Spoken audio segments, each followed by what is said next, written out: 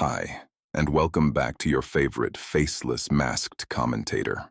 I share my personal thoughts on news and issues I find interesting. Like the video, subscribe, or leave a comment if you find me interesting. Today, I want to spread a little awareness for my Canadian brothers in Alberta. If you're out of the loop, Alberta is a state in Canada trying to leave the governmental structure of Canada. This doesn't mean it's going to join the United States. I used to think that too. Rather, they're trying to become a lone country separated from both the US and Canada. All they would need is to get a stable pipeline out to the sea and the deal is done. The reason being is because Alberta is super rich in both oil and gas resources. Let's walk down the timeline, shall we? In 1980, the Canadian government brought in the National Energy Program, or NEP for short. This program put price controls and new taxes on Alberta's oil. Between 1980 and 1985, it moved about 100 billion Canadian dollars, roughly 218 billion US dollars today, from Alberta to the rest of Canada. Their oil industry basically collapsed. Drilling slowed down, big projects got abandoned, and tons of people lost their jobs. Albertans felt like their wealth was being taken to help eastern provinces, and that created deep resentment that people still talk about. This program ended in 1985 when Mulroney was elected, but as mentioned, this left a scar so deep on western provinces that it's still talked about to this day. Consider this National Energy Program the seed that was planted. 10 years after that marks Canada's entry into the Kyoto Protocol. If you don't know what this is basically a woke environmental initiative that went global. Obviously, this had a dramatic effect on Alberta's oil and gas industry, which pushed the idea of separation more. From here, Alberta's people played push and pull with various political parties and leaders. Nothing really came from this, but independent polls around that time showed increasing interest. Enter Justin Trudeau's victory in 2015. This guy became the Prime Minister of Canada. Sadly, he was also an energy-saving retard, so Alberta's desire to separate became more apparent. In short, Justin was making moves very similar to the previous National Energy Program. We're talking all sorts of blockades and barriers that directly affect Alberta's oil pipelines. If you're not seeing the picture here, remember that Alberta is Canada's battery for their own energy. They have to make oil and gas and ship it out to the other states. Thanks to government overreach and this echoing NEP, however, they're getting taxed to death while doing it. Geopolitical analyst Peter Zeihan said it best. Every man, woman, and child in Alberta pays $6,000 more into the national budget than they get back.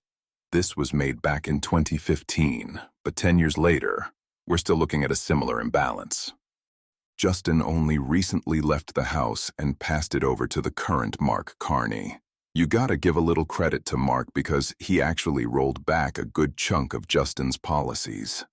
Unfortunately for him, trust has eroded so bad that the movement hasn't died at all. It's not just the policies anymore.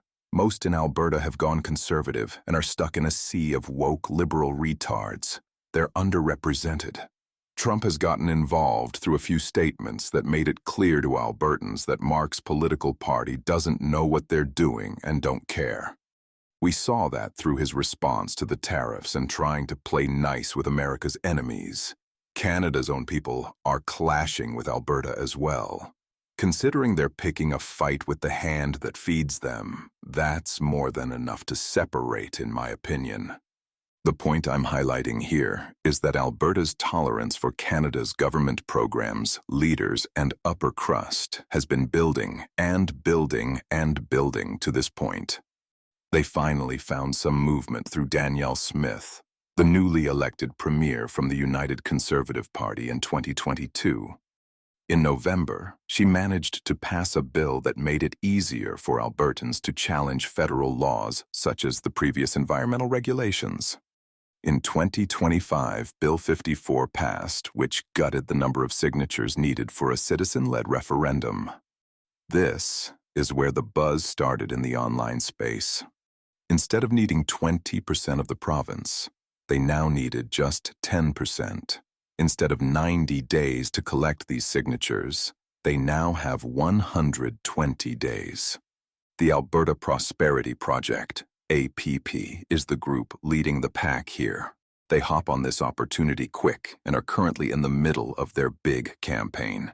10% of the province for them is about 177,000 signatures. At the time of writing, they just crushed it. Some of you may have heard that the APP went over to the White House to speak with the Trump administration. This is where the claims of Alberta joining the U.S. came from. Unfortunately, this isn't what's happening. Alberta's made it crystal clear that they have no interest in joining America, but that they want to become an independent country that can fend for itself. A quick Google map search will tell you the big problem and why Alberta went to the White House. Alberta can't get out to the water if it wants to trade its oil and gas resources. They'll need secure trade routes, pipelines, and sea routes, all of which has to be negotiated either through us or Canada. That'll be an awkward conversation. The White House meeting was purely a counseling session. A session that the Trump administration favored greatly because we don't want Canada sending oil to China. Of course, there is plenty of opposing forces to go around here. You get that anytime you break that mold. To my current understanding, the only real concern for Alberta's separation is already being addressed through the trade route situation. Aside from that, you have the urban audience that aren't sure if they'll keep up in all this. You also have the retard politicians voting no confidence, as if they suddenly give a shit. You got others saying that Canada's contribution to NATO would be screwed. Another set arguing that them leaving would hurt Canada's economy. Again, it's absolutely incredible how much they suddenly give a shit. Maybe don't tax your leading energy provider to death next time. Dumbass. My personal thoughts are very clear. I'm in support of Alberta's separation. That said, I'm curious as to what will happen if all of this fails. Above all else, Canada got a massive wake-up call. Will they shape up and cut back the red tape? Or will they double down again? If the latter happens, the next time Alberta tries to split off signatures will be flying left and right. Mark Carney was a little of a start, but anyone scared of Alberta leaving should be kissing their asses right now. It's so funny how what's happening matches exactly what happens when you tax the rich. When there's too much strain on a particular industry or company, they leave. Why would they stay? This is a recurring pattern in California and New York. In Alberta's case, they can't because the entire governmental structure has been against them. So what's the next best thing? Albertans should be taking full advantage of Danielle Smith's bill. If this fails, Canada really should walk back these retard green policies that have a steady trend of failing. Look at all of the nations that had an increase in growth and you'll find some major issue behind the scenes. To any liberal environmentalist listening, you need to understand that it's not that we don't care about the earth. The problem is that your solutions suck. When you demand extra features or checks in a product or service, the builders have to make extra or do more to clear these demands. That raises production costs, which then forces businesses to raise consumer costs. No one buys because the price is too high, which means money wasted in the production stage. That means less money towards more or better products or services. This on repeat leads business straight to bankruptcy if they can't adapt. It's like an ecosystem. New solutions need to first coexist with current solutions so balance isn't disrupted. This also helps demonstrates why a new solution is better than an old one. This is why the internet phased out print newspaper, why PDFs and storage drives decreased paper consumption, why electric vehicles are slowly becoming more common. Demonstrate your solution first. Don't force an ecosystem change. That's all I got for this one. Leave your thoughts in the comments, like the video, and share. I'll catch you in the next one.